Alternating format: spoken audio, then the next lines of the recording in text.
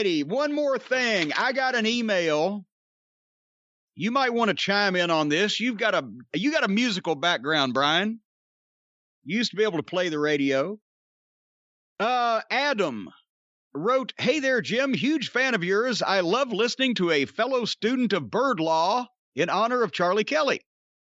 My question is, did you hear what Chris Jericho said about how he could have replaced Brian Johnson of AC/DC, one of the greatest rock and roll bands of all time, back in 2015 when Axl Rose finished the tour that year with them due to Brian's hearing loss? Not yours, but Brian Johnson's hearing loss. I'd love to hear your take on this." I wish I had hearing loss every time Jericho sings. Oh, wait. I wish I had hearing loss. I'd love to hear your... God. See, I told you we were going to have fun. I'd love to hear your take on this, as I think he would have literally ruined everything that is AC/DC. You go win that pony, Jim. He actually said this, didn't he?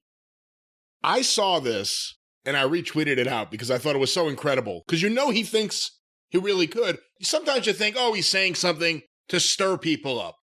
But this wasn't on a wrestling website. It was on Blabbermouth, which, as we determined during his Sebastian Bach feud, is a music website. So it's not like he's working them. And apparently, he really believes that he could have filled in as the lead singer of AC/DC. Spoiler alert, no, he couldn't. No one would want to see that. The AC/DC fans didn't want to see that, wouldn't want to see that, and Jericho can't sing. But again, he's delusional. Remember when Sebastian Bach called him out for being a bad singer and for singing to a track like Milli Vanilli? He tried to demonstrate he could really sing by singing on his drunken YouTube show, and that was embarrassing, and he didn't realize it. Now, wait a minute. He doesn't have a show on drunken YouTube. YouTube can't get drunk. He was drunk on a YouTube show. But he was singing like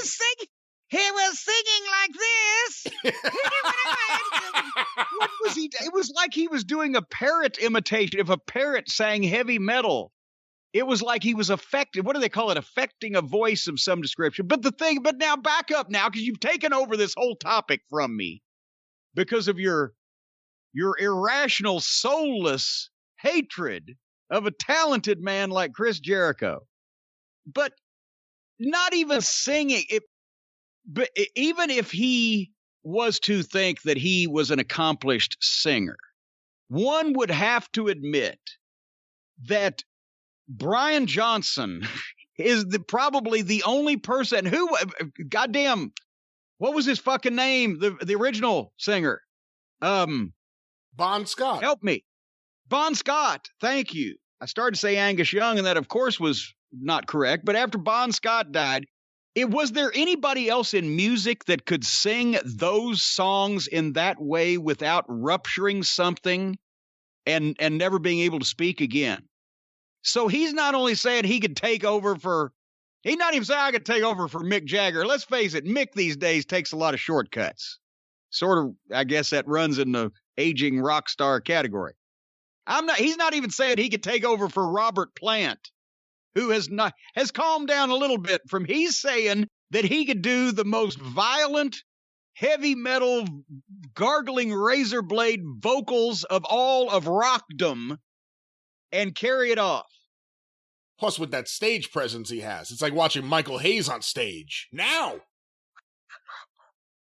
Who wants to see him prancing around the stage? Oh, my God. Hey, the sleeves of Jericho's jacket are always tailored at the proper length. Do not confuse him with but at the same point, it appears that Chris may have gone on the Michael Hayes blowaway diet because he's expanded it at a greater way. It took Michael a long time to get as big as he is when I currently see pictures of him. Anyway, he said this seriously.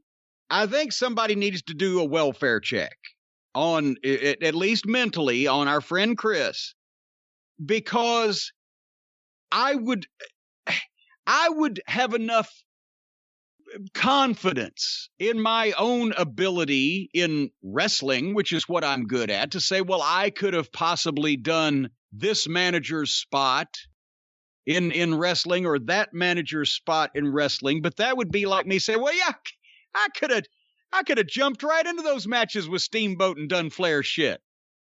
No problem at all.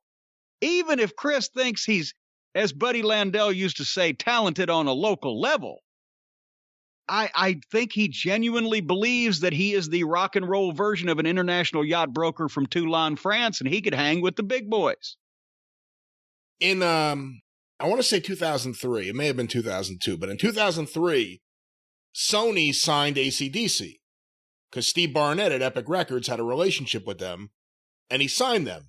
It was a pretty significant deal because you got the reissue package for all the classic albums. And they did a concert in New York at Roseland. And I got to go to that concert. And the opening act was another band that Sony had, a young band called Vendetta Red, I think. And you have never seen an audience boo and destroy a band like they did. Nothing against these guys. I mean, it wasn't a band I really was a fan of, but they didn't do anything wrong. But they weren't AC/DC. And those fans there hated them. And you could tell it affected the band and the singer. And they left, and they probably went back to the hotel and said, God damn, that's the worst experience I ever had.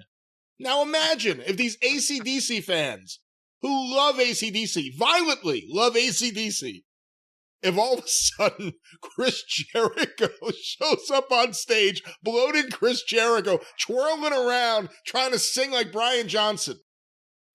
It would be a disaster. I would pay to see it, actually. I would pay to see the reaction of the AC/DC fans to Chris Jericho living out his midlife crisis on their stage.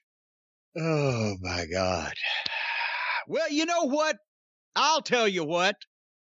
If you don't want to have to worry about listening to Chris Jericho impersonate a cat being disemboweled with a rusty fishing knife, and you want to block that noise out and listen to what you want to listen to, I know who can help you.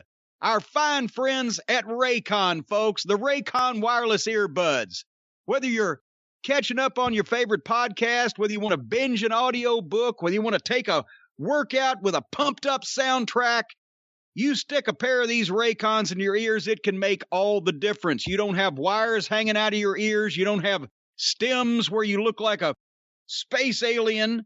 You don't have weird things sticking out of your nose. I forgot. That's not even earbuds. That's another problem I had one time. But so there's nothing sticking out of your nose with these Raycons either, though.